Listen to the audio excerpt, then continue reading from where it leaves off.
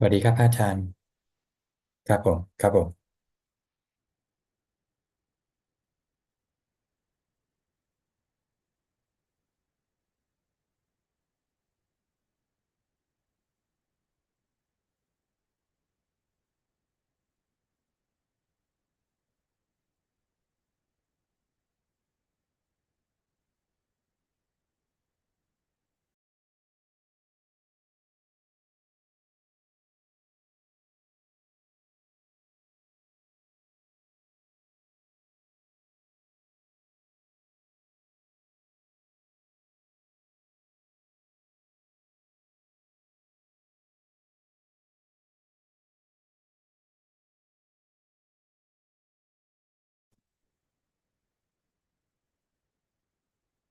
Hello, everybody.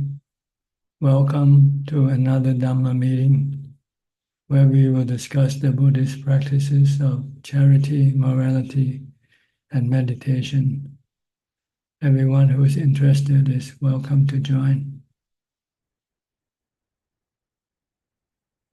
Our first member is Jati.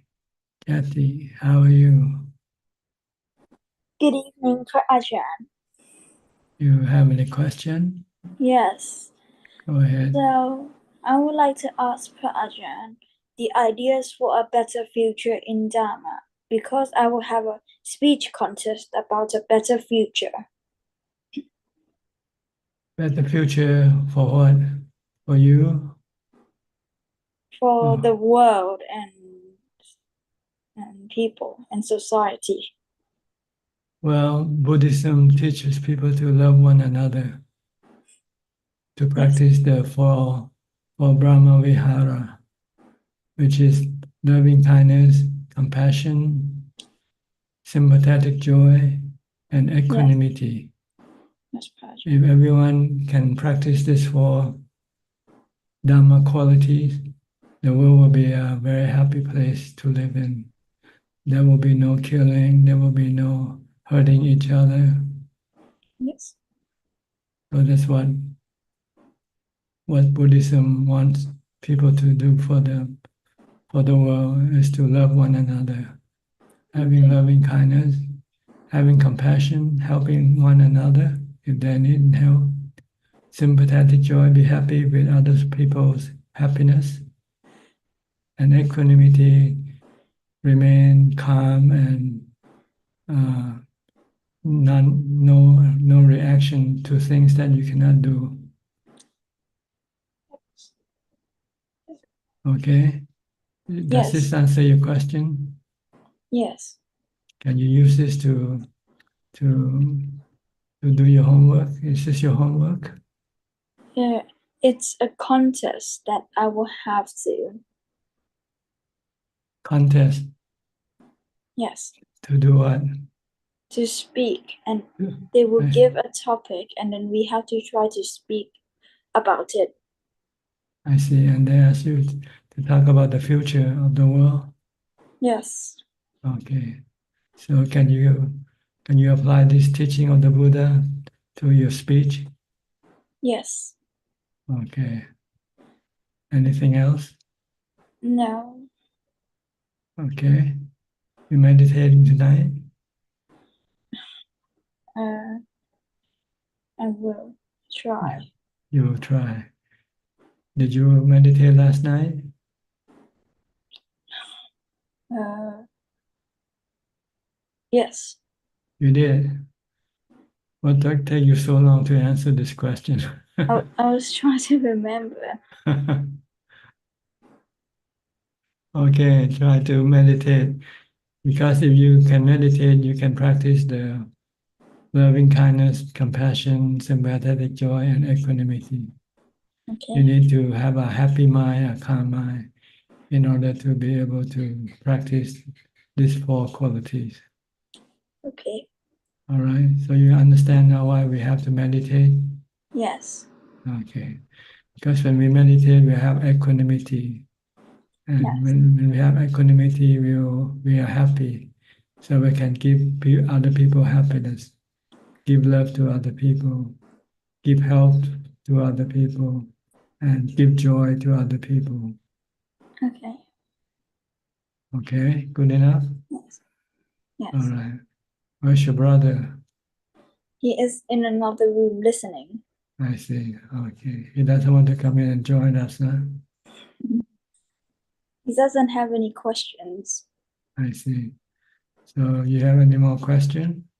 No. Okay. Anytime you need something from Buddhism, just come to me, okay? Okay. All right. Okay. Good Thank you. night. Have a good night's sleep now. Thank you. Next, Kok Sing from Singapore. Good evening, Ajaan. Yeah, this evening I'd like to seek Ajaan advice regarding the seven precepts. So far, my mind is convinced that killing is no good, stealing is no good, sexual misconduct is no good, lying is no good, alcohol is no good, uh, and not taking dinner. But when it comes to entertainment, I am struggling with it. And in my context now, this entertainment would usually be YouTube videos, especially of the all the politics in um, America, in Southeast Asia, in South China Sea, and so on, and all the wars that are ongoing now in the world. So I am easily fall into this trap of watching video, especially after my lunch after I wash all the dishes and sit down on the sofa. Then I will tend to just click on the videos on the YouTube of this video. So maybe Prajan can give me some advice. How can I make a concerted effort to overcome these seven precepts? Well, if you spend time watching YouTube movies and news, then you won't have time to meditate. You want to make more time for meditation, so you have to give up the time you spend on other activities like watching YouTube and entertainment, because what you get from meditation is much more better than you would get from watching YouTube.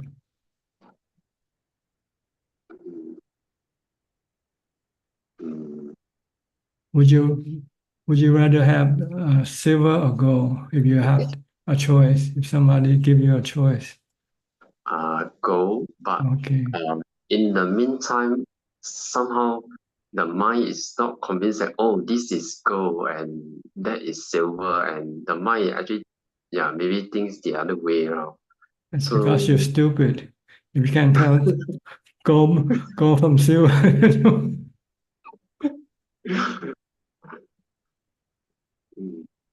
mm, okay, yeah. So maybe I will try to cycle my mind that, yeah, meditation is actually is a goal, and watching the YouTube video is actually a silver. So I should go for yeah, the higher form, Higher happiness.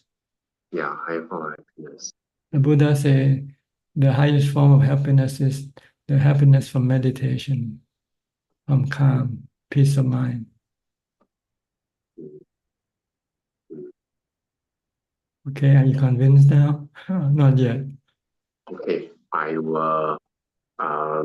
Okay, I to I will tomorrow. I will see how it works out. Yeah, and Okay. update from Ajahn. So every time you want to watch YouTube, you go meditate. Eventually, you'll stop watching YouTube. You just spend time meditating instead. Okay, I will try it out. Yeah, Okay, good. thank you, Ajahn. Next, Alvin from Malaysia. Namaskar, Ajaan. I'm just listening, no question today. Okay, Ajaan. Claudia from Switzerland.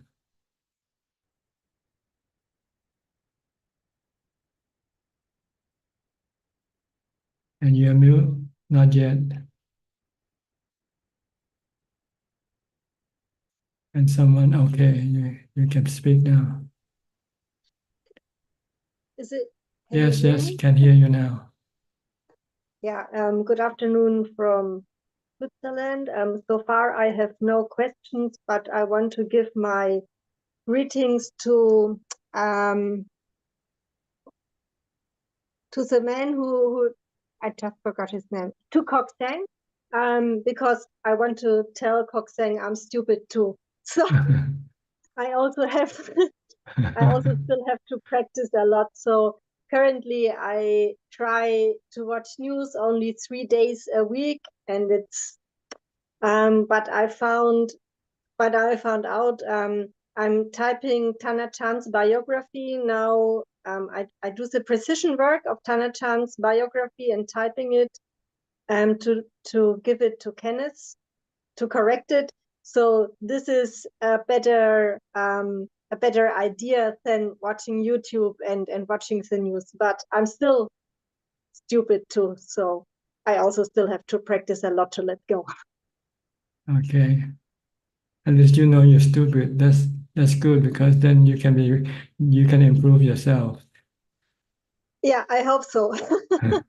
If you think you're not stupid, then there's no chance that you will improve yourself.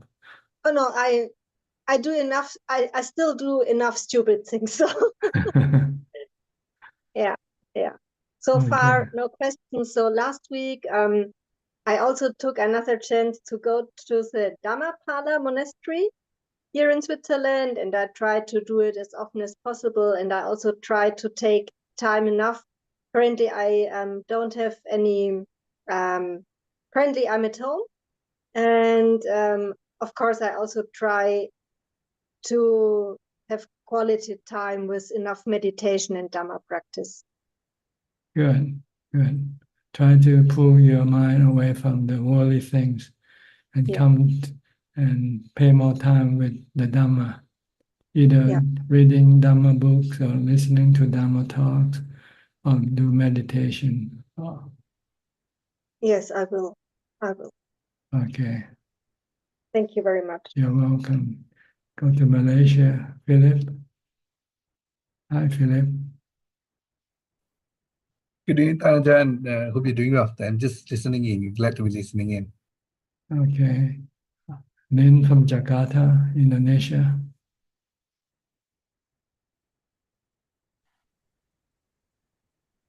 Good evening, Ajahn. Where's your mom? Is she back in Australia? Yes, she's gone back. Hmm. Anything you'd like to say or ask? Yes. As you have suggested to get some books from Wat Yan, I'm starting reading the Kamatana book. And it mentioned that we have to have one main object of meditation. So when I meditate, I started with the breath. But as soon as about 10 to 15 minutes, I feel the stiffness of my body. So I switch to automatically, voluntarily, I switch to watching the body stiffness. So could you please advise on that? Is that the right way? No, I think if it's possible, you should stick to watching the breath. Don't be concerned with the painful feeling of the body, because when you pay attention to the pain, you start to have cravings for the pain to disappear, and this can create more stress for the mind.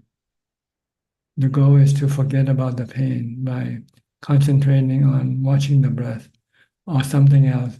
If you find watching the breath is not strong enough to pull the mind away, then I would say using a mantra will be more useful under this circumstance.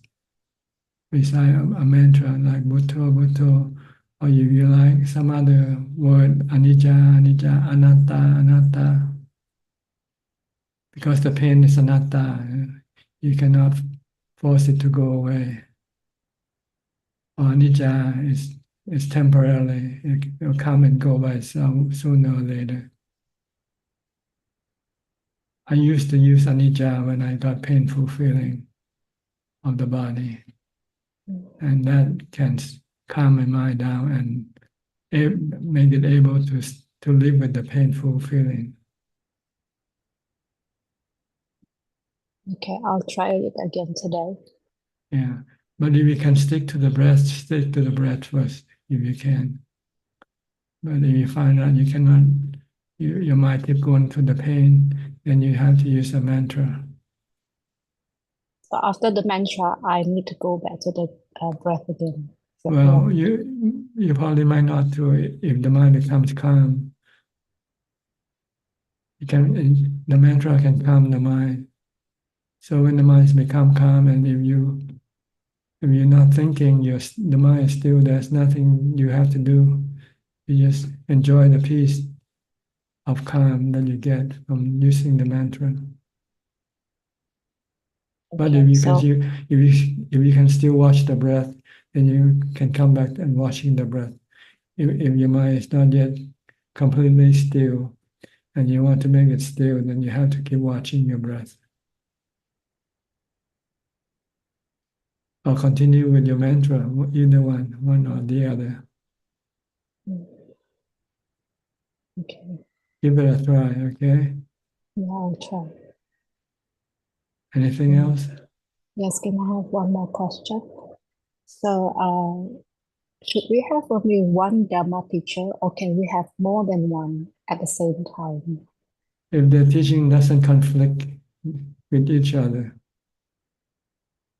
One might be an expert on samadhi, another might be an expert on wisdom, for instance. If they don't conflict with each other, then it's okay.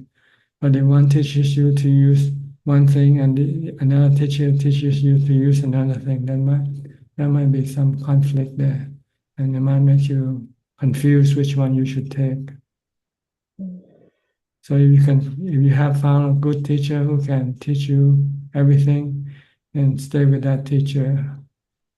But I would always advise that you also study the Buddha's teaching as the principal teacher, and your other teacher as your assistant teacher.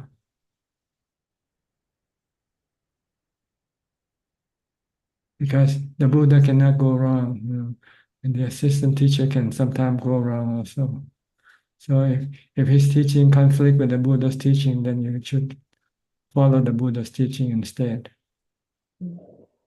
But if you don't study the Buddha's teaching, you might not know that the assistant teacher is not teaching the right thing.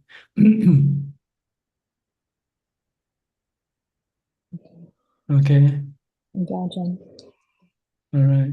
Next, we go to New Zealand with Anura and Ramya. Yeah, good evening, Tanaja. So I have no. How are you? I have no question today. Yeah, happy to listen in. Yeah. Okay, I'm fine. Thank you. Okay, take care. Yeah, Next, thank you. we'll go to Ohio with Marsha. Hi, Marsha. Good morning to you. Good morning. It's nice to be here.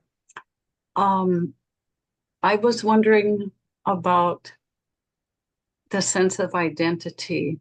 I read in a book, it was by Upasika Ki Nanayan. Yes. I think she's a famous nun in Thailand, supposedly enlightened. Actually, I think she was an 8th preceptor. She didn't. Yeah. Okay. Yeah. So anyway, she talked about the sense of identity being like a sticky glob of tar, and that we needed to get rid of this to like break that stickiness of the sense of identity. And then kind of related to that in a Dhamma talk by Acharya Mahabua, he called avijja like in the chitta. And to me, that seemed like that's pretty serious, because like if the whole thing is poisoned, it's like, how do you work with that? Or how do you work with the stickiness of that sense of identity? It seems so challenging. Well, you have to know, first of all, who you are, see. And if you study the Buddha's teaching, the Buddha say we are the knowing element. The mind is a knowing element. And it's somehow become connected with the four other elements called the body. And then with delusion in the knowing element, we start to form concepts of self, of things, of people, and so forth. And we get lost in this concept. See, so we have to know that we are just an element, one of the six basic element of life, of the universe. Being the four elements, the earth, water, fire, and wind, then the knowing element and the space element. That's all there is in this entire universe, both physical and spiritual universe. And we are the knowing element. And this knowing element has the ability to feel, to think, to perceive, and to connect with the body. Like right now, we are connected to the body through our mental wave sending. We send out the mental wave to receive signal from the mind, from the body, from the eyes, ears, nose, tongue, and body. And then we have this thought and this delusion to form all types of concepts. Yeah. You won't know this thing until you meditate, and when you enter into jhana, when your thinking stops, and you realize that everything is just nothing. All that is left is just the knowing element. That's why you have to get to the jhana, to know that you are just a knowing element. You're not a self. You're not a masha. Masha is your body. You're just the one using the body, telling the body what to do. You're the knowing element. This is what you want to know, basically, and then try to prove it to yourself that you are the knowing element, that you are able to think, to feel, and to perceive things through your contact, your connection with the body.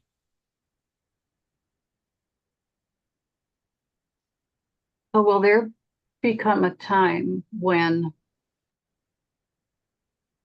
you're like just in that knowing element, and then all those other things are happening, but they're not mixed up at all? That's right. Like the Buddha said, the knowing. whatever you see, whatever you hear, just merely know. Don't react as a person. Just react as a knower. A knower just know. He doesn't react to anything. Yeah, I had jotted down, how does the knowing come and go? Or why does it come and go? Is it just supposed to be there all the time? It's always all the time in the background. See? The thinking and the perception is the one that blocking us to see the knower, the knowing. We see the perception and thoughts. And we use the knower to see them. And the knower is the one who sees the thought and the perception. But the knower doesn't see itself until you have to stop the perception and thoughts. See? The knower is like the computer screen, see? And everything that appears on the screen are just the perception and thoughts. So you have to turn off the screen, to turn off the computer, then the screen become blank. See? Then you can see the screen itself. Right now you don't see the screen, you see the pictures on the screen. But when you meditate and you stop the mind from thinking, then the mind becomes blank. And that blank is the knowing. then the knowing will see itself. Mhm. Right now, it doesn't see itself because it keeps seeing the thoughts and perception and feelings. That's why It it's seems like, important to meditate. yeah. One difficulty I have is that, I might be able to, battle it out for 45 minutes and then, or an hour. And then it's like by the time I start to get close to the emptiness and the knowing, then I'm like, I'm tired. I have no more energy left to continue. Does that make any sense? Well, you just have to work hard to increase more energy. That's all. Okay. Keep fighting. Yeah, keep fighting. Yeah. Right now, Okay. you don't have your energy is not fully charged. So it's like a battery not fully charged. So you have to keep charging your battery with mindfulness and meditation. See, that's just the way to charge your energy. Mhm. Okay, but we keep draining the battery by using our thoughts and perception. Yeah. So we become tired and weak from our thinking and our perception. If you meditate and you calm your mind becomes energized, becomes strong, when you come meditation, you feel refreshed, strong, and ready to take on the world. Okay. Thank you. Thank you for that guidance. So practice mindfulness and meditation to get to the emptiness of the mind, the jhana. Okay? Okay. All right. Thank you. You're welcome. Next step of Oregon.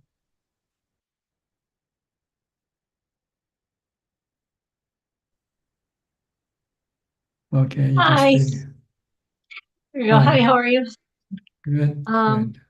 I wanted to ask about a sutta, if that was okay. Yes, but I'm not sure if I can answer it, but you can ask. Okay. It's the one what Brahma didn't know. The Kavada Sutta. I think I'm saying that right. Where do earth, water, fire, and air have no footing? Do you know that one? No, but go ahead anyway if you have any question.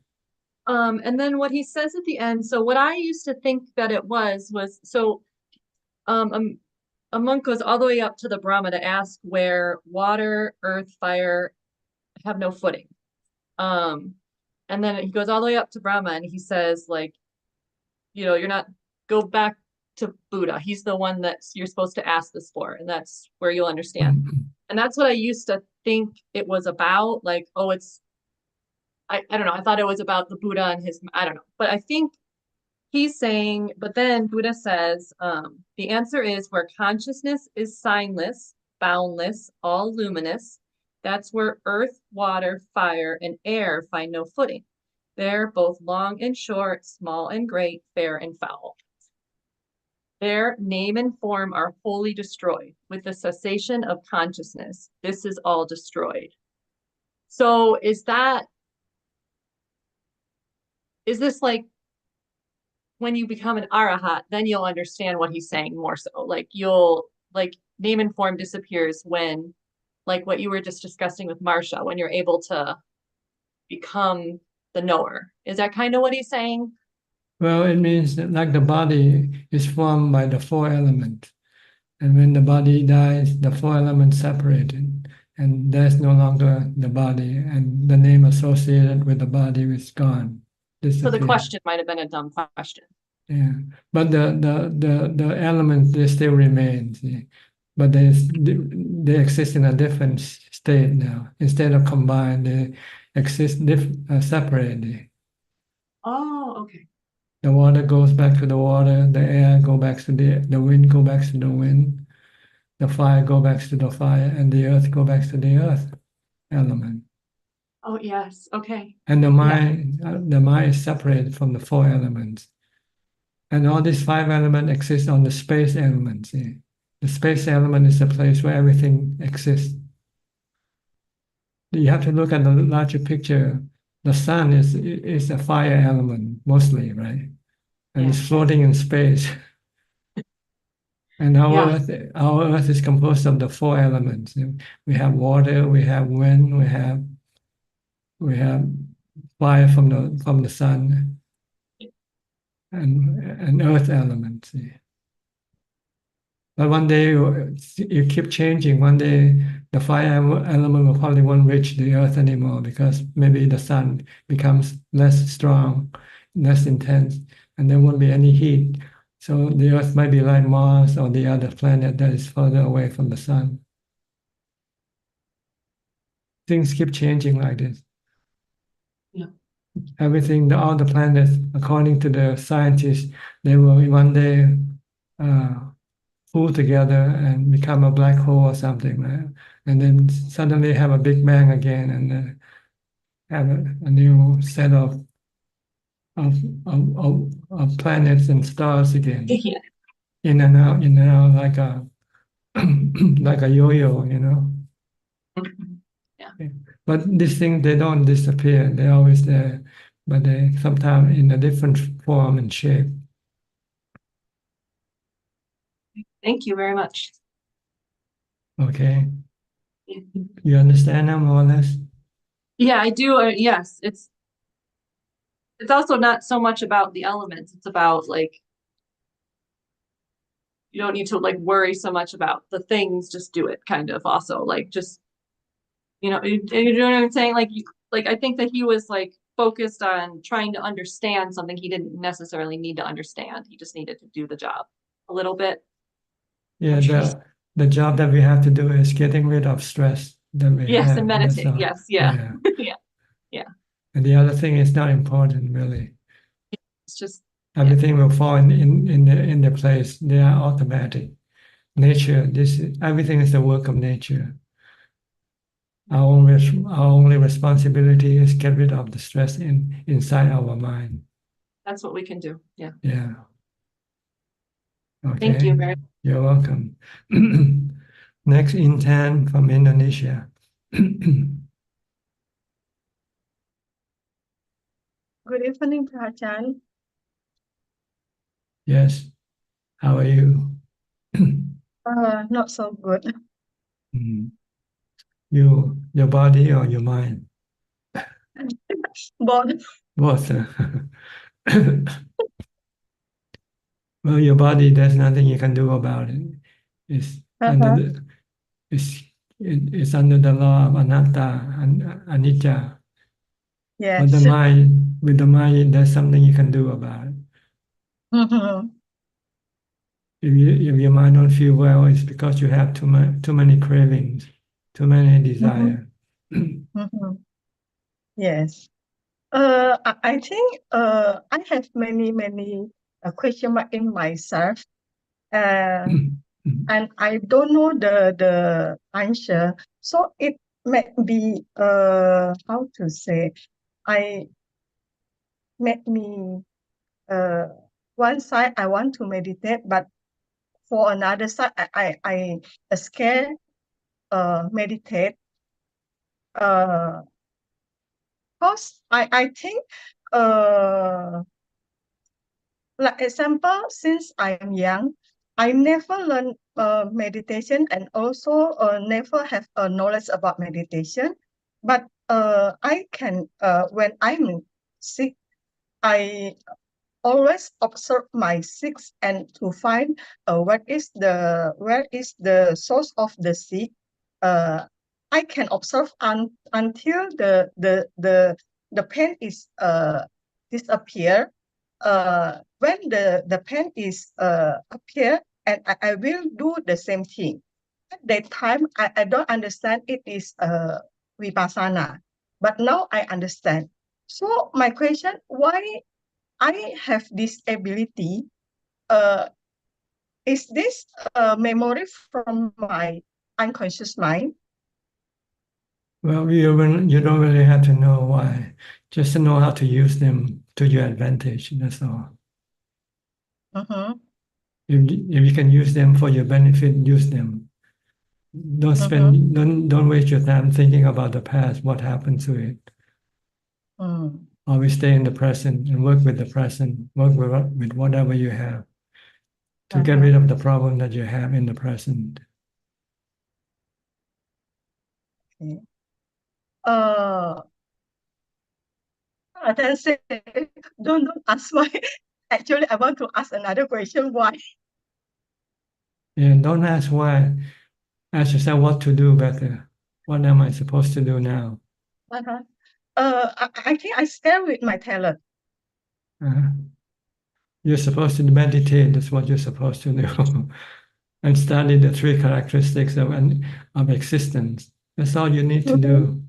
And don't worry about other things. They're not necessary things to know. Don't waste your time. Okay. All right, good enough. Actually, not enough. Actually, I still confused. What should I do? You should meditate. Stop thinking. When you stop thinking, then all your questions will disappear. And you find that it doesn't matter whether you have these questions or not in the first place. But sometimes I'm scared. Maybe for another person, I'm very stupid. Like example, I very I'm scared. Why when I meditate, my progress is very fast. So what is there to be scared about if you advance quickly? Uh-huh. It means you can run quicker than other people. Uh-huh.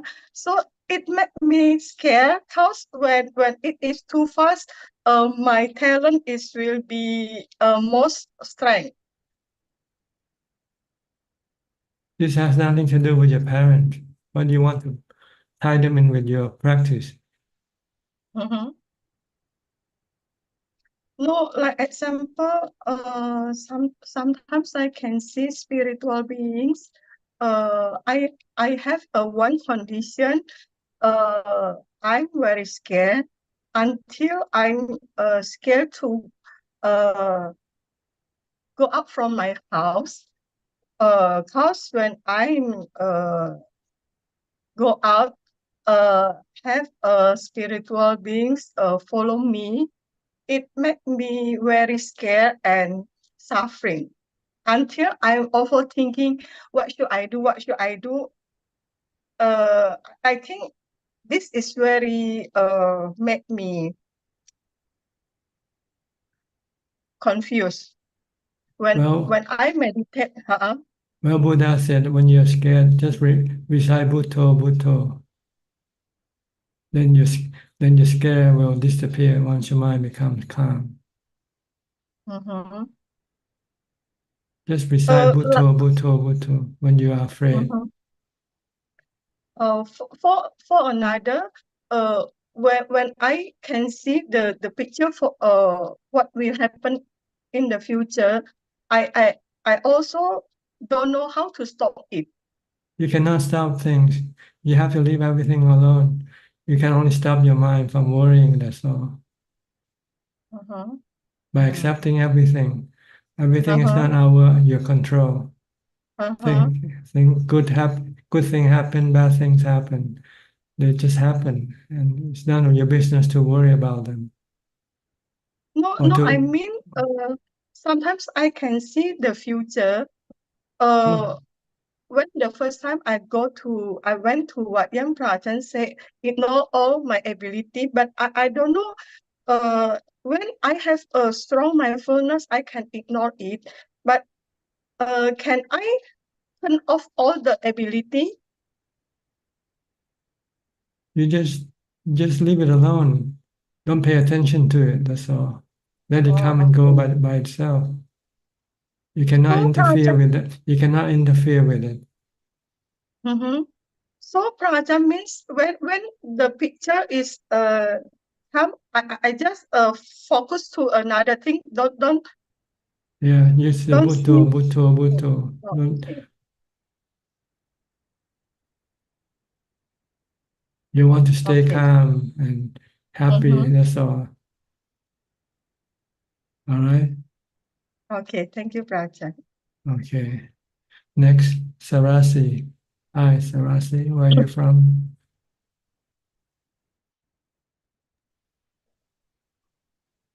I am from actually from Sri Lanka, but currently in Switzerland, Ajaan. I I see. think I met you. Your sister is Samanji, right? Samanji's sister. Okay. Yes, Ajaan. All right. I remember. How are you? Hope you are doing fine, Ajaan. Good. Good to see you. Ajaan, first of all, I should thank you for the book I could get while during my visit to you, and it's very useful, Ajaan. Your autobiography, I read it completely. It's very interesting, inspiring, and sort of like encouraging all of us to go into the path of meditation. And much merit to you, Ajaan. And also, one of your admin team members helped me to get the book. I think he's here. Thank you for him also. And I have one question, Ajaan. Can I ask? Yes, please go ahead. Yes, Ajaan, in the 12 links of Paticca Samuppada, the dependent origination, what does it mean actually when it says Sankara Paccaya Vijnana and Vijnana Paccaya Nama Rupa? So, does the Vijnana Paccaya Nama Rupa means one's consciousness create a new birth? Is it, I'm a bit complicated in that, Ajaan. Thank you. Well, I think we start with avijja, which is ignorant. The ignorant in your mind cause the mind to go seek for suffering without knowing it, by thinking that happiness is in the sensual pleasure, sensual objects. And in order for you to reach the sensual objects, you need to send the mind to be connected with the body. When you're connected with the body, then you have nama and rupa. Rupa is the body, nama is the mind. Vedana, sanya, sankhara, vinyan is nama. Rupa is the body. And when you have nama rupa, then you have this you have this existence that you have right now. You have both the body and the mind. Then the mind can use the body to access the sensual objects by going to see things, listening to things, tasting, smelling, and so forth. And when you have this sensual contact, you have feeling arising in your mind. Good feeling, if you have good sensual pleasure. If you have bad contact with sensual contact, you have bad feelings. And with feeling, you have desire or cravings. When you have good feeling, you want it to last for as long as possible. When you have bad feeling, you want to have it disappear as soon as possible. Then with cravings come attachment. See? When you like something, when you have something, you attach to it. And by being attached, you will create a new a new existence, because whatever you attach to is temporarily. Everything that you have on this earth will eventually come to cease when your body dies. But your mind still have this attachment, so it goes seek a new existence. So it has a new birth, aging, sickness, and death. That's the next cycle.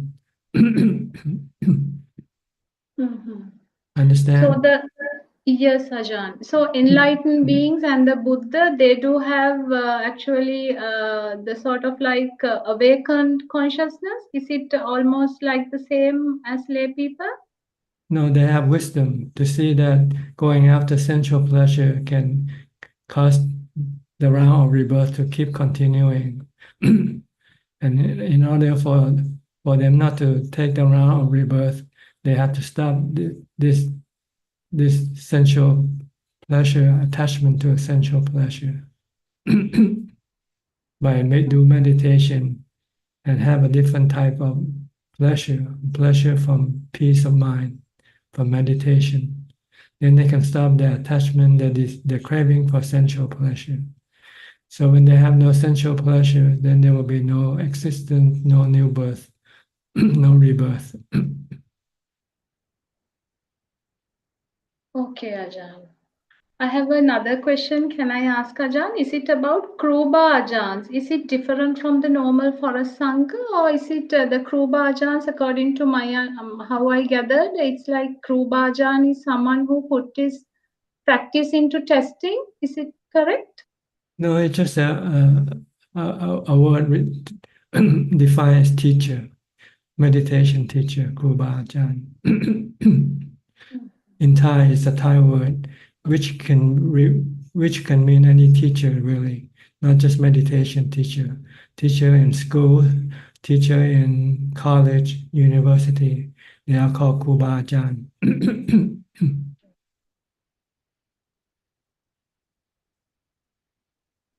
Okay, Ajahn. Thank you very much, and I wish you good health and happiness, Ajahn. Okay, did this answer your question? Yes, Ajahn. Yes. You If I have understand now? You understand yes. now? Okay. Yes, Ajahn. Thank All right. Next, Viona Charlotte from Indonesia. Madam Ajahn, I want to ask. I have heard if someone has the mistake to the monk that has attained the Magga and Phala, so it can be the obstacles to the people for attaining Magga and Phala, and we must say sorry to him or through his student so that the obstacles will be disappeared. But Ajahn, if we have mistake to the monk in the past life, how we can say sorry so that our obstacles will be disappeared? You don't worry about the past. You cannot go back to the past to rectify them. Just do what you can in the present life. If you have a teacher and you have somehow don't believe what he said, for instance, then if you want to say sorry, that maybe you shouldn't have any doubt in him, because by having doubt, then it means you want to listen to his teaching anymore.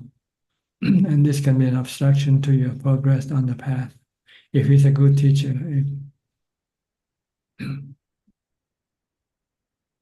Okay. Don't worry about the past, You cannot do anything about it, but you can do something about it in the present. Try not to be stubborn with your teacher. That's the lesson that we should learn. Try to be obedient. Okay. Thank you, Ajahn. You're welcome. Next, Nining, also from Indonesia. Excuse me. Good evening, Ajahn. Ajahn, I have a question. Did Buddha appoint Ananda to accompany him, or did Ananda insist of being beside Lord Buddha? Surely there are many monks who want to be beside Lord Buddha all the time. Does Buddha have? Why do you want to know this question? Yeah, because sometimes I just curious why teachers sometimes like have preference with certain students like that. Just like you have preferences. You choose Yeah. who to work for you, who not to work for you, right? Yeah. Okay. Buddha also have preference. Okay. Thank you. And then about the meditation, I think I believe that Ajahn said that I have to ignore everything, just keep watching on my breath. That's why my main focus now is just to top up the journey of my meditation. So I have to meditate as long as I can, and because I believe that I will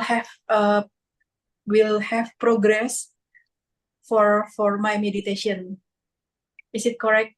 Yes, try to do as much as possible because your time is running out.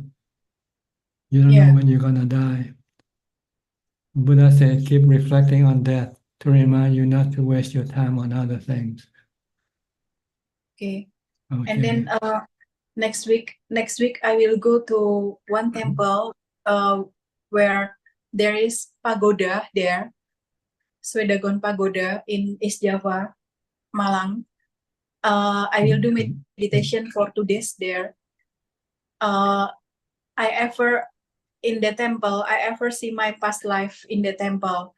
I just and then next week I will visit and do meditation for 2 days, just like that. So I just keep on practicing, and if I visit I visit temple or monastery, I will spend my time for meditation. That's my goal right now. Okay. Try to do as much practice as possible. Other thing is not as important as practice.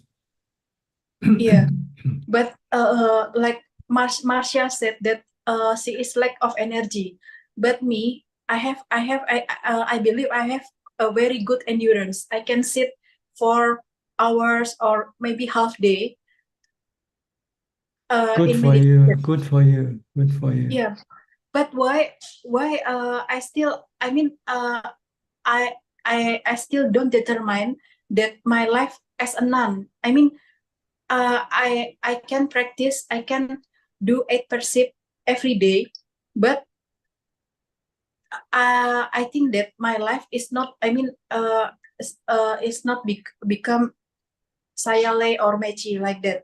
Is it okay? Yes, because you haven't found happiness from your practice yet. See? If you have found happiness, then you can give up everything, like the Buddha. Oh, I see. By practicing doesn't mean that you're happy. Sometimes people suffer when they practice, so they don't want to become a nun or a monk yet. But if they found happiness from the practice, then they definitely would want to become a monk or a nun. So practice until you find happiness from your practice. Yeah. But if my goal is Sotapanna, should I become a nun? Don't worry about Sotapanna. Just be happy. Yeah, Then you'll get there. If you're not happy, you won't get to a Sotapanna. So you have to be happy keeping the precept. You have to be happy meditating. You have to be happy practicing mindfulness. Then things will fall into place. Yeah, that's why I'm curious why I'm happy doing all meditation and doing 8% every day, but why I still don't determine to be a nun. Because you're not happy yet. See? Not happy enough to become a nun. Yeah. You still rely on other things to make you happy, right? You don't want to give up. You don't want to give up those things. Yeah, and the other reason that I have my mom to take care. That's why I should taking care of her and still live with her and use my time anytime I have time for meditation. And I challenge myself to do meditation for 4 hours a day. Okay. Just do it until you get the result, because if you don't get the result, no matter how much time you put in, you still won't be happy. And the thing that determines your success is your mindfulness. So you have to keep practicing mindfulness all the time, not just when you meditate. Yeah. Yeah, I see. Okay. Okay, Ajaan, thank you. Okay. Next we'll go to Samanji. Hi, Samanji. Your turn now. How many questions you Hello. have tonight? Hello, Tanaja. I have about 7 questions. Do I have the Okay. time? Oh, sure. You got plenty of Yeah. time. Yes, now, Tanajan, is it correct to say that a thought that is not translated into action does not generate any good or bad karma? A mere thought? No, it doesn't create any bad karma, but it creates bad feelings when you think of bad thoughts. Okay, that's all. Okay. And Thanujan, what is right speech in Buddhism? Right speech is to talk Yes. about the Dharma. Like talk about the within the confine of the five precepts, for instance, is right speech. The speak the truth. Right speech is to speak the truth. Don't lie. Okay. But carrying tales and using harsh language is not included in five precepts. It depends It's on just who you are. If you're just a lay person, you don't have to practice the other four. Okay. The other three. If you are a monk or a nun, then you have to. Okay. And my next question, Ajaan, is it necessary to offer alms to the monks once a year at least to invoke merit on the deceased? Because in Sri Lanka, we usually offer alms to monks once a year when a person is. Should we do it You should do it every day because then you can send gifts to the dead every day. Once a year is too long. The dead might be dead. No, no, I mean, no, we invite, we usually offer alms, but once a year, we invite monks to our houses and then we offer alms to invoke merit on the deceased. You mean we No. should do it every day? Yeah, because if you don't, then the monk will die. If they wait for you to give food once a year, what about the rest of the time during the year? Where they gonna eat? Okay. This is done to invoke merit on the deceased. Yes, normally you should give alms every day, and then you can then share this merit that you give of giving alms to the deceased. To monks or to whoever, like not Yeah, necessary to a monk, to anybody as do dana, charity. even to an animal or to a beggar or to anyone. I think so. Okay, yeah. And Thanajan, when meditating, we may sometimes feel separate from the body. Is it a good sign? Like, Can you repeat the question again? When you meditate? when meditating, we may sometimes feel that our mind is separate from our body and we don't feel any pain in our body. Is it a good sign? Does it mean that we are advancing in our meditation if we get that sort of feeling? Yes, you are getting the result from your meditation. But the purpose of meditating is to separate the mind from the body. Okay. But that happens only for a very brief period, like maybe for 2-3 minutes. That's So normal. that means we should. That's normal for beginner, because your mindfulness is not strong enough yet. But as you continue on with your mindfulness practice, you'll then be able to separate the mind from the body longer. Okay. Okay. And Thanajan, when we think of meditating or when we start doing meditation, we may face unexpected disturbances. How can we tackle them? Like sometimes unnecessary visitors may come, like sometimes we may get extra work from our bosses or from office. Like when we think of going into deep meditation, we may face unexpected disturbances. How to tackle them? Once a Sri Lankan monk said that the Mara tends to disturb those who are keen to engage in deep meditation, who are focused on attaining Nibbana. Is it true? Like, well, they're called hindrances, obstructions. Okay. And it depends on what type of obstruction you have. If you have anger, then you should practice loving kindness. You should forgive the person that you were angry with. Okay. If you have sexual desire, then you have to use asubha contemplation. Yes. I also meant, Tanya, sometimes we may face unexpected disturbances in the sense, like maybe unnecessary visitors may come, like we may have to go on somewhere, and all of a sudden, once we think of doing meditation, like something like that will happen. Yes. So is it an act of the Mara? Or? No, it just happened. People come to just see you all the time, and Okay. you didn't tell them ahead of time that they shouldn't come and see you at that time. Okay, yeah. Okay. And Thanajan, when I meditate, now I focus on a Buddha statue that I have seen. I close my eyes and I focus on that.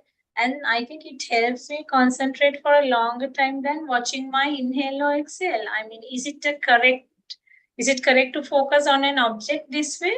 And it helps me. Yes. Is that okay? It's called kasina. Kasina is to focus on a color or an object. This is a Buddha statue I have seen I'm focusing on. Okay, and try to Is have that it. okay? Yes, if you get the result, your mind becomes calm and peaceful, then it's okay.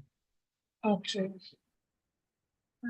And Thanajan, my next question is can Buddhist meditation be used to cure certain illnesses such as cancer? Because I have read about such cases.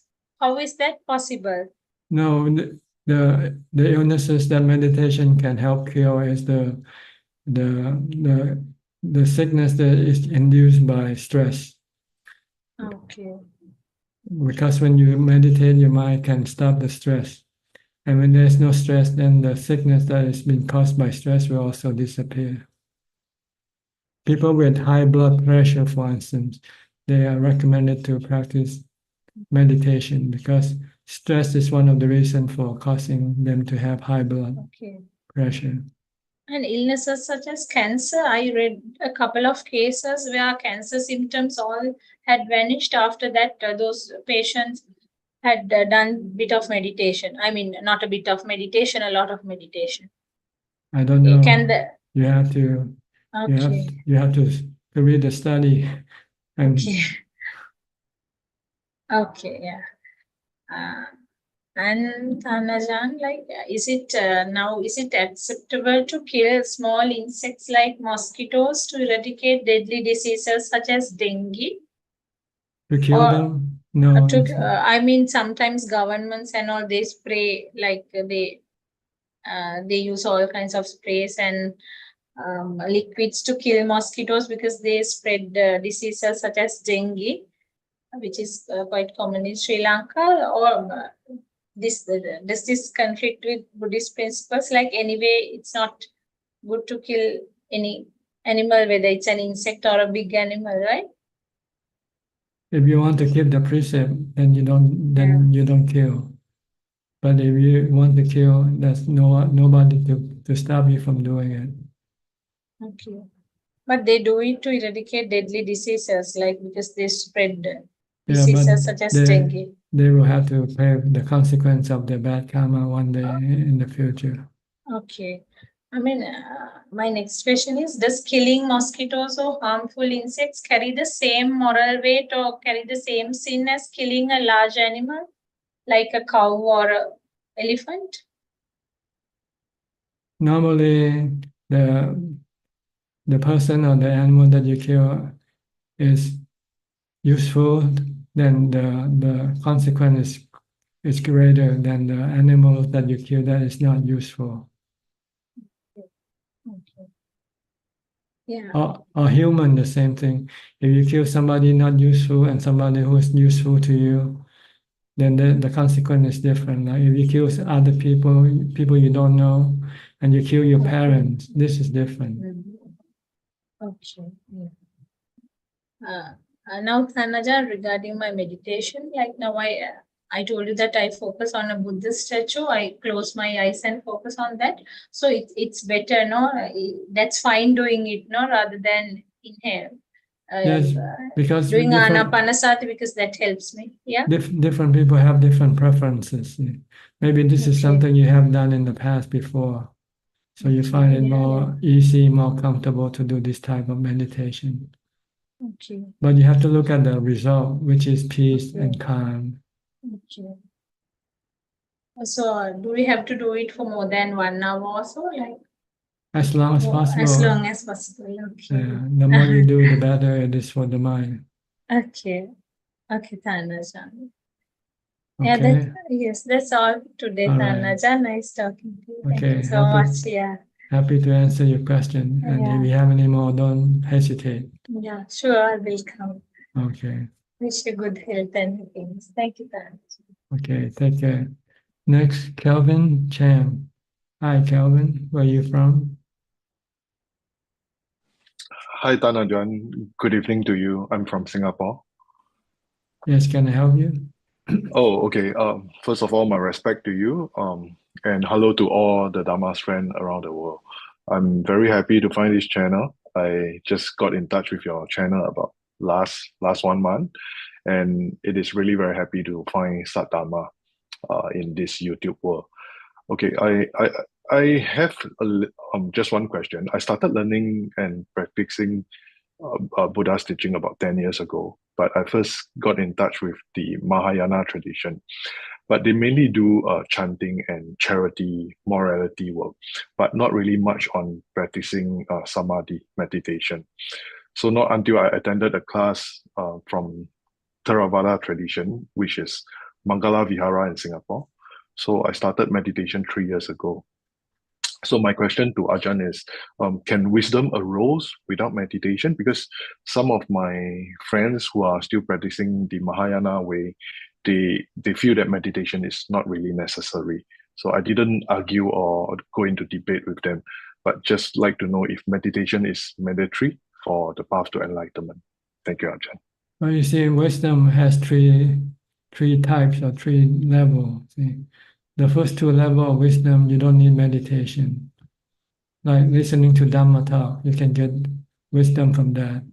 Or contemplating on the truth of existence, for instance, you get wisdom. But this two wisdom is weak.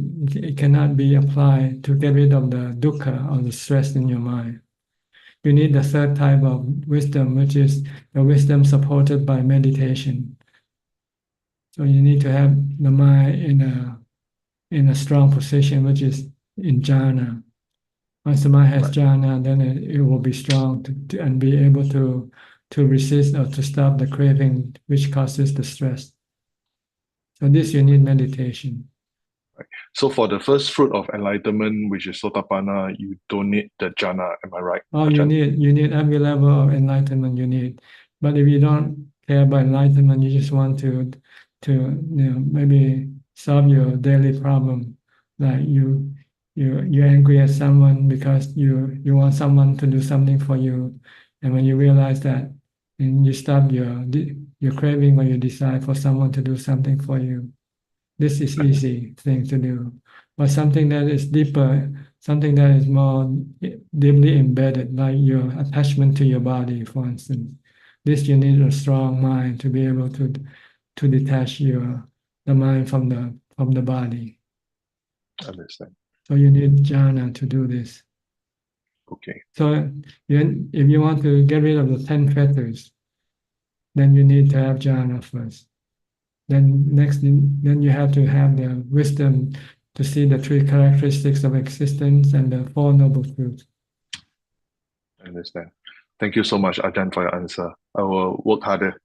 Okay, you're welcome. Thank you, Ajaan. Next, Ubeka Alfredo from Sao Paulo. You come in late today. Are you late today? Yes, good. Today in Brazil is holiday. Holiday, what holiday? Is four men on São Paulo.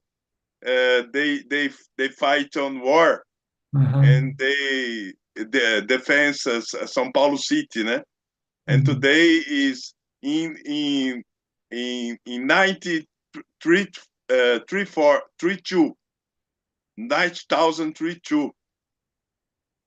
for peoples fighting. For the four heroes. Yes, four heroes. Okay. In 1932.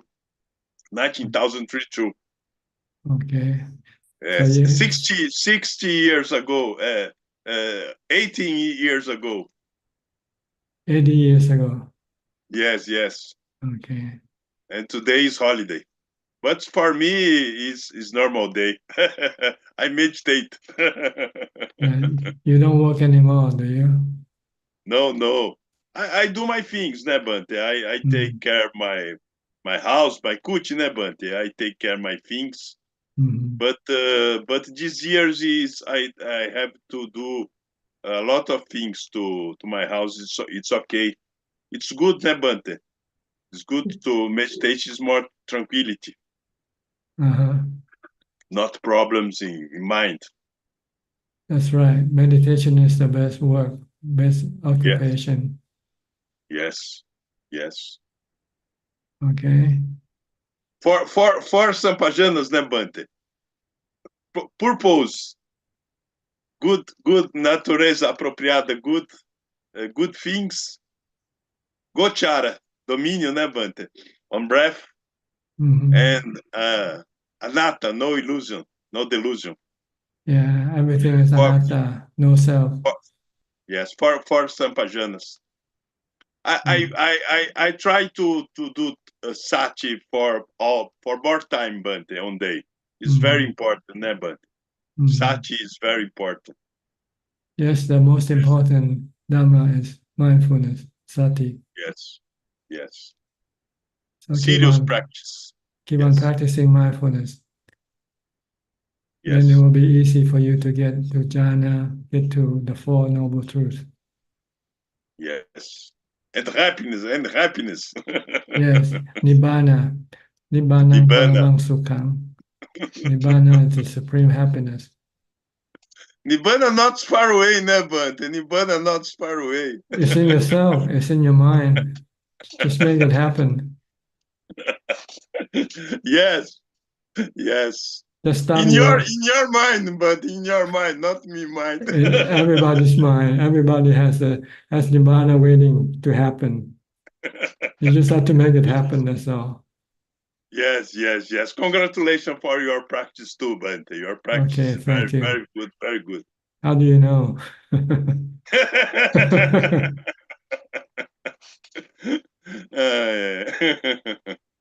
Okay. Thank you for your comment. Next, we'll go to Dubai with Aparajita. Hi. Good evening, Prajan. Hello. Today your voice is a little softer. Let me see. I think it's just give me a But I moment. can still hear you. You It's can hear okay. me. Maybe I'll just speak a little closer. Yes. Okay, go ahead. Yes, no questions, just listening today. Okay, I hope you learn everything every time you join our meeting. Well, I definitely learn, absorb, yes. And practice is just practice, I think. You have to push it. It doesn't come easy. Yes. So, having said that, now that you say something, I suppose I'm in that age when my hormones are a little weird. So sometimes I feel this sort of sense of anxiety, which I know is not inside, but it just comes up. So the other day I was driving and I felt really anxious. And so I was like, okay, this is just anxiousness. And then I asked this question to myself, like, what am I afraid of? What am I afraid of? What am I afraid of? And what should I be afraid of? And then this bizarre answer came from somewhere in my mind, which was quite funny, but also good. It's that the only thing you have to be afraid of is breaking precepts. And I was like, okay, that's a good answer, right? So it kind of gave me goosebumps and set me free in a good way. So Good. that was good. This is the working of wisdom. So you have to investigate. Every time you have stress or anxiety, ask yourself, what is the cause of this stress and anxiety? Yeah, because I didn't expect that answer, but it was, not something I could logically answer myself. So it's good. All right. Good. Keep asking yourself all the time when you're not happy. It's Yes. usually your cravings or desire for something. I realize it is always my craving. Yeah. Yes. But I just have bad habits of going along with the craving. Your unwillingness to accept the truth Yes. of All right. So anicca. still hold. the truth of aging, sickness, and death, or separation from the Yeah. things you love. Yeah. That's all there is to it, really. Most of our worry and anxiety is the loss that we have to lose something that we love, something that we cherish. Because we know we are living in a temporary world. Everything is temporary. Yeah. So accept it. Teach your mind to learn to accept losing things. Losing things, losing yourself, losing your body, losing everything. And when things happen, you won't have any stress. Okay? Okay. Great. All Thank right. Thank you. Next, Toronto, Piao, and Indira. Good morning to you. Good morning, Good morning. From Ajaan. Always so nice to see you and listen to you and learn from you. Yes. Yes. What can I help you today? Okay, maybe I'll just have a comment if you don't mind on the consciousness thing. Sure, go ahead. The consciousness, I think we talk about in the sutra. I've not experienced myself this one.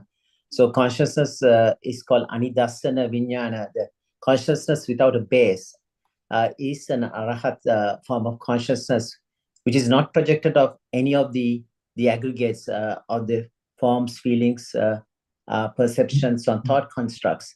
So it's Buddha give an example. There's a sun hitting from the east side of the house. If the east wall is taken, where would it land? It will land on the west wall. Then the west wall is taken, where would it land? It will land on the earth. If earth is taken out, what will land on water? See, the water is taken out, it won't land anywhere. So it's kind of explaining how the aggregates are taken off one by one. There is no base for consciousness. Anidasana cannot be defined. It can be defined in relation to aggregate of the is that make sense, or is it too complicated? Well, from what I understand, the mental aggregate is in the mind, in the knowing element. And they're always there. They last forever, but they keep changing, that's all. Your thought keep changing, your feeling keep changing, your perception keep changing. But they are there with the mind, the knowing element, which lasts forever. Yeah. And it's the same way with the four other elements, the earth, water, fire, and wind element. They always exist. They never die. They never disappear. But they might form and create something different, like the body. Different. So they are the fundamental elements cannot be destroyed. Yeah. And they combine and produces body, human body, animals, or trees and plants. But then they will deform. Things are formed, and then one day they will deform. And the four elements, they will be separated, and they go back to their original state. Original state. Yeah. And then they reform again and create new things again. So there's a construction of these different combination of these elements is That's right. the person. The set of five khandhas. Yes. So we create a person, me, myself, is around these five aggregates called creating a self, a Sakkaya Ditthi. Yes, this is the lack of wisdom or the lack of knowledge. And delusion create and push the mind to think that the mind is a person, an entity. So you're going around it. I think that's the example Buddha gives is it's like a dog tied to the stick.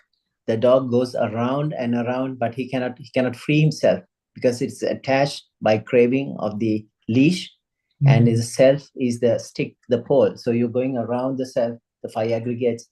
The dog has no escape. He's going around the five aggregates. Yes, you need someone smart to teach you how to cut off this attachment. And the dog is free. Our dukkha or problem are caused out by our attachment to the five khandhas. And we just don't know how to detach or sever this attachment until you found the Buddha, until the Buddha found the way himself. So the fundamental, the basic form of suffering at the end, Sankitena Panchupadana Skanda Dukkha, in essence, the clinging to the five aggregates is dukkha. That's so right. Wherever you look with a bit of suffering, that means there's a bit of craving. You're attaching to some of the aggregates. Like even if you go deeply, just go back and contemplate and see, why did I get upset, suffer, or sad? There must be some craving, subtle form of craving you don't even see. Yes. But as you practice and you start to look inside more and more, you start to see the cause of your stress. Your mind become more sensitive to the and you can start realizing this. But I must confess, yesterday I got angry. Let me tell Ajaan. No, I have. It's very angry, not very. Let me tell Ajaan. Our front door was all broken by the when the home invasion happened, the robber. So they had put planks, and so we had three choices. Like we could either get the guy from the insurance to do it. They seemed nice people. So, and then our own guy, or get the money. So since we are busy, we thought let the insurance, the guy do it, because they said it's a good guy. But what happened when he came? He was a very angry man. Yeah. Even before, when I called, I knew. So I was doing loving kindness towards him before he came. But it didn't work. No, but the thing is, Ajaan, we tried kindly speaking. I told Pial he smells of alcohol. Be careful. Yeah, he was but he was so. But we had to ask questions because it's our what are you going to door. do? He won't answer anything, and he got so angry. So, but it's not excuse for me to get angry. Yeah, then he got angry. So I think I'm trying to put an excuse. But he apologized. I apologized right away. Yeah. So, but he said, I don't want to take your apology. I don't want your apology. I don't want so your how apology. do you handle someone like that when they're not ready to sort of, like, we were being nice, kind, but patient? that he went with that tone. I said, so just wanted to ask Ajaan, leave him alone. Leave him alone. Let him do what he wants to do. Yeah. But the thing is, it's our front But door. I feel bad when I said, please answer this question. What are you doing? What's wrong with you? I think that's all I said. And then I felt bad. Then anyways, yeah. But the thing is, but I got angry. So I must, sorry. So it depends on what you want. If you want something according to what you want, then you might have problem with the man. Yeah, no, actually, we didn't want I think it's my safety. The safety was the thing. That's why we were asking again. We didn't want. So safety is again craving, right? But then you decide for safety is craving. Craving. That's true. That's true. So I guess we should just go to the forest to leave it. I think just let the man do his work, and when he finishes, you just inspect and find whether it's satisfactory to you or not. You not just tell the boss, the insurance people. That's all. Don't deal with this person. I should have gone out. I told him, don't get involved. And I even told him he smells of alcohol. He said, no, you're imagining. So okay. So I think he was drunk, but what can I do? Maybe he has some issues in his own. That's okay. Yeah. But anyways, we did our part. He apologized. I was also but we felt bad because reflecting on a sutra, Buddha talks, there are three types of people. The person who gets angry, right? The first person is like a line drawn on the rock. The anger comes, anger doesn't go, it stays. The second person is a line drawn on the sand. After a while, the wind and the water, the line will go away. The other person is line drawn in the water. So it's just like as soon as you put it, and goes away. But I think maybe I become the second category, maybe the sand. Maybe I'm just transitioning from rock to the sand, maybe right now. You need more mindfulness. More mindfulness, that's right. I tell him. Have some mindfulness. I realized it. He meditates. But that's good. That's a good lesson. Like I just reflected upon. Now I know. I'd be more mindful next time. Okay. Thank you so much. You're welcome. Thank you. You take care and Teruan Sarada. Thank you. Next, full moon from China. Good evening, Ajaan. Can I help you? Yes, I feel good those days. These days, I practice well and I feel peaceful and calm down. But I have some confused why I'm so poor. I want to earn money to so that I can go abroad. I can go to many places, and some people will advise me to find a man to get married, and I feel very angry about that. Yes, so I want you to give me some advice. The Buddha said we should be content with what we have. Try to be happy with what we have. Be thankful for what we have, and don't want any more than what you have. Then you can be happy. But if you want something more than what you have, then you will be forever unhappy. You want to be happy or not? Do you want to be happy? Yes, of course, I want to be happy. So just be happy with what you have. Don't want anything that you don't have. Because when you want something that you don't have, it causes you to be unhappy. Okay, that's very good, I think. Okay, I will contact what I have. And what you have is much better than anything else. If you can discover it, it's in yourself. Peace of mind. Just meditate. Meditate. When you get to peace of mind, you have contentment and happiness. That is much better than any other things that in the world.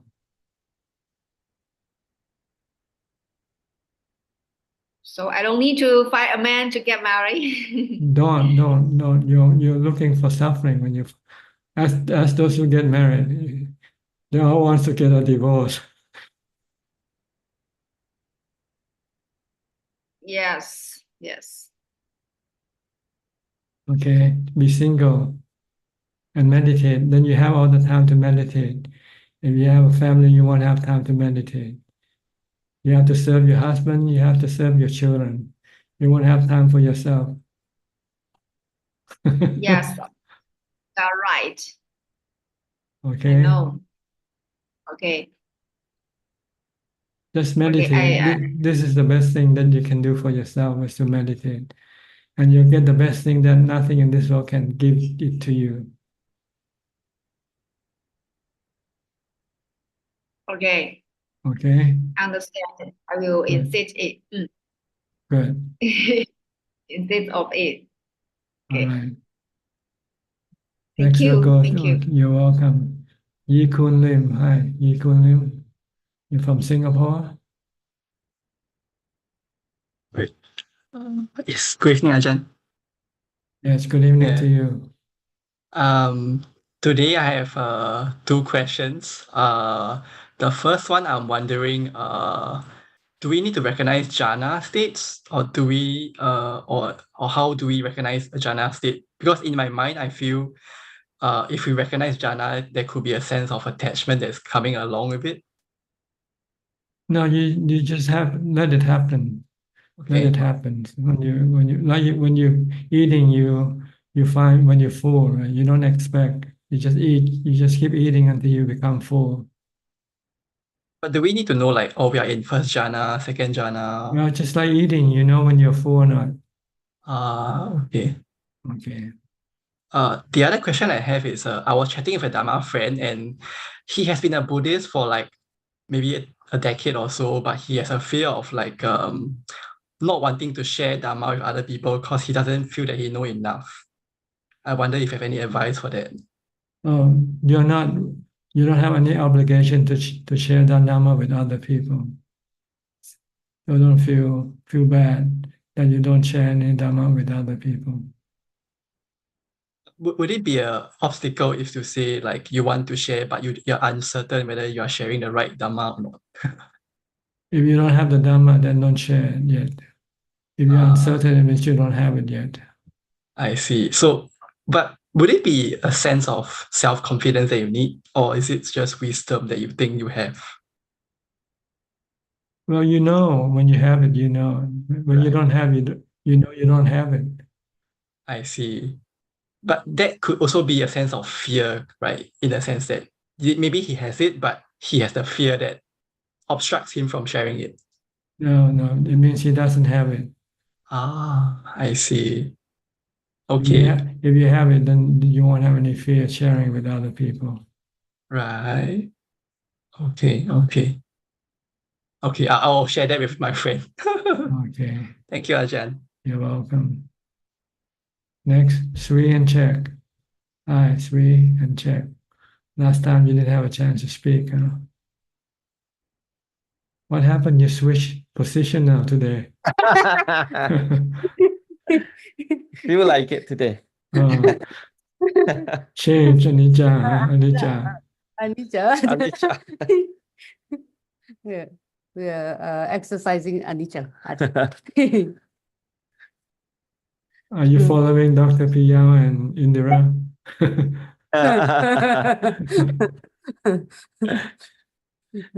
Haven't seen them change position yet, so. Okay, anything you would like to say or ask? No, just come. Yeah, no, we Say hi just to come and say hi. to listen to your Dharma. All right. If not, then I'll go to Kunju for more questions. Are there any question tonight? กราบนมัสการท่านอาจารย์ค่ะ We only have one question from Facebook, and it's from Prita Chondori. Wandami Ajaan, I want to leave my job to focus more on practice. Is this stupid? No, that's what everybody who became enlightened had to do. They have to give up the job, and then they can concentrate on the practice.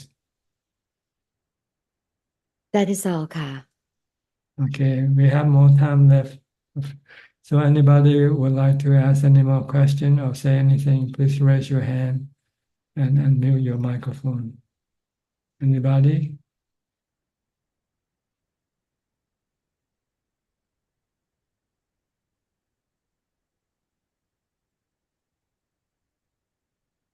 Well, I guess not then. Well, if that's the case, then I think I have to call this meeting to, somebody just raised. Piao. Go ahead, unmute your microphone. Just a comment. There is a Silicon Valley is now, CEOs are interested in jhana practice. Now get into a new, like they have a courses to get into jhana. But this person who is followed the Buddhist path, who is teaching jhanas. So very interesting why they said it.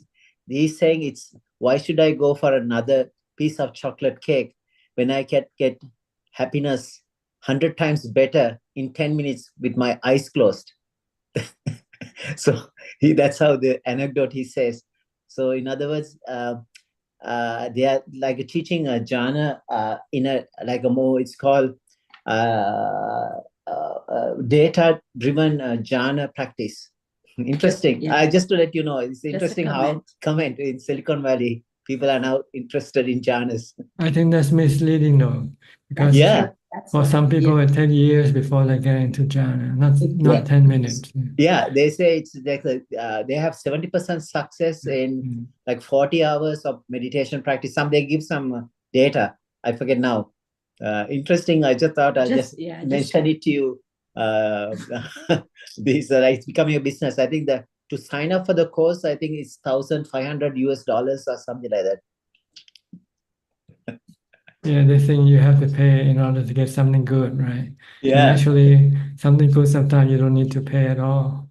That's true. That's true. Just time. Yeah, it's available free. All you have to put effort. That's all. Like the song, the best things in life are free. Free.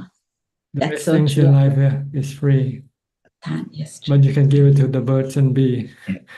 Give me money. Does it last like the whole day? The happiness, like pretty much like I guess you feel like when you feed your mind with through the jhanas, like the bliss, it kind of lasts for a while, right? It just does not go away easy.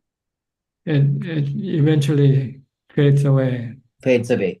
Yeah, that's why you You have have to to keep recharge. going. You have to keep going back in. It's like the electric car, you know. Yeah, You recharge have the to- battery. Yeah, recharge a battery. Otherwise, you have to put your gas. Mine is a hybrid, so Mm. battery runs out. Then I have to go to gas. Thank you, Thank you, Ajaan. Ajaan. Thank you so much. Okay, you're welcome. Next, Intan, please unmute your microphone. Yes, Prajan just anticipate if next week I cannot enter to this job meeting like last week. Next Saturday I'm going to Wat Yan. At that day is Asada, so can I meet Prajan? I give talk on the afternoon, in the afternoon on Saturday. So you can see me in the afternoon. If you want to talk to me, you can see me around 3 p.m. Uh-huh. But Prajan, I go to Wat Yan for meditate. So if I talk to Prajan after Prajan Dhamma talk, I think I cannot go to Khao in my uh-huh. You can meet me here in Zoom every Tuesday night. Better. Okay. So this is the first time I stay in Khao So I want to ask to Prajan, after morning chanting and evening chanting, when I walk meditation, I stay at my kuti, or I can walk meditation outside. You can How's walk. in You can walk around the house where you stay. Oh, okay. You don't want to How's go. You don't want to go to run into people. You want to stay isolated. Because I read in the email, project assistant say have some animals at there. Well, they are tame. They're not dangerous animals. They are deers and monkeys and maybe some snakes, but they won't attack you. You just be mindful. That's all when you see them. So another question, Prajan, have any suggest for me how to I push myself to more alert when I meditate at there? Just keep practicing mindfulness. As soon as you open up your eyes, start mindfulness. Excuse me. By reciting a mantra, Bhutto, Bhutto, or just keep watching your body.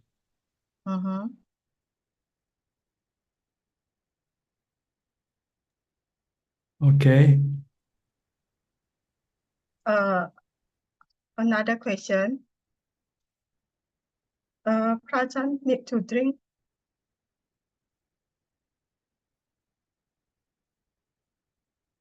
Go ahead. Okay. Sometimes when I meditate, I can meditate from night until morning. But if I mindfulness after I meditate, I can continue my activity. But if I'm not to mindfulness, I need to sleep. So my question, can I practice this at Khao on? Yes, you can practice. You can practice anything you want. Okay. This So if is I practice like this, when the morning I'm sleepy, so I can miss the morning chanting. well, no. When you go up there, you don't go have you don't have any morning or evening chanting with a group. You do it alone by yourself. Yeah. Yes, I know. So when I in Khao I still need to follow the schedule, like a morning chanting. You don't need No to. need. You don't need to. Oh, You can okay. practice mindfulness only if you like. Okay. You Okay, can thank you, walk in Prajan. meditation, sitting meditation, practice mindfulness. Okay. Okay, thank you, Ajahn. All right. Anybody else would like to ask any more I questions? see Marcia. Marsha? Okay, Marsha. Yeah, I think I have a couple of things. Sometimes when talking about peace, I don't really get a lot of peace when I'm meditating, but sometimes just in the course of ordinary activities, and especially when I'm like driving the car, like to go and pick up the kids at their school or something, and I'm on the highway, I have a peace appear in my mind that is just, it will make me like cry. I'll just be like driving, and all of a sudden there's like a really deep peace, and then tears just sometimes roll down the cheeks. And I've had a lot of it, like profound experiences over the years, like once a year, twice a year or something. But in the actual meditation, it's really hard for me to find peace.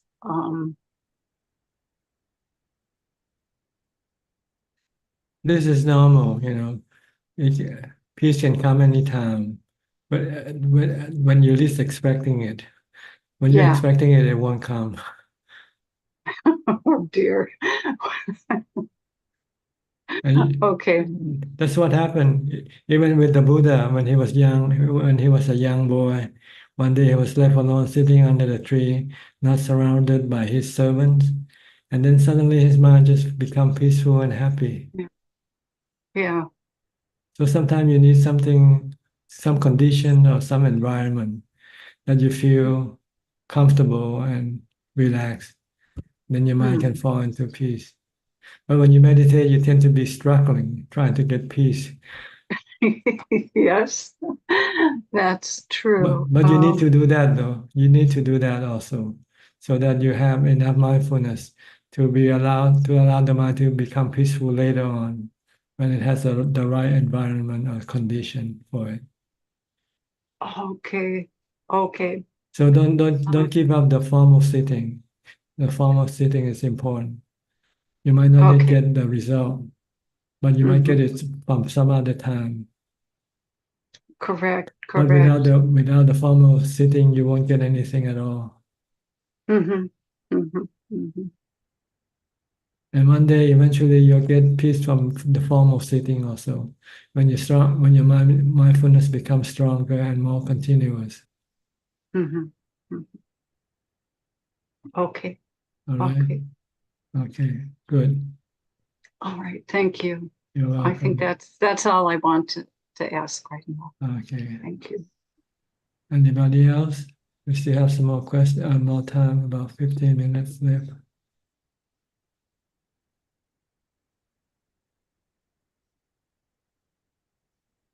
Okay, then, if that's it for tonight, thank you for your company. Thank you for joining, and I hope this meeting is useful and help you advance in your practice. In the meantime, please stay safe, stay mindful, and keep on practicing. And if all goes well, I'll see you all at the same time next week. Thank you and goodbye. Thank you, Thank you, Ajahn. Ajahn. Much very Thank you, much. Ajahn. Thank you, Ajahn. Thank you. John. Thank you, Ajahn. Thank you, admin. Thank you.